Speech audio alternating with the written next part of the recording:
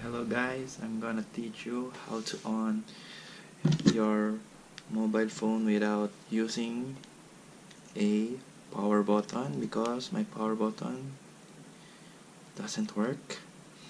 The key is by using the home button and the down volume. Yeah, let's get started. You need a charger, then plug your mobile phone, then press the two in the same time, and you can see click down to continue so that you can use your mobile phone. You see, that's how you can do that.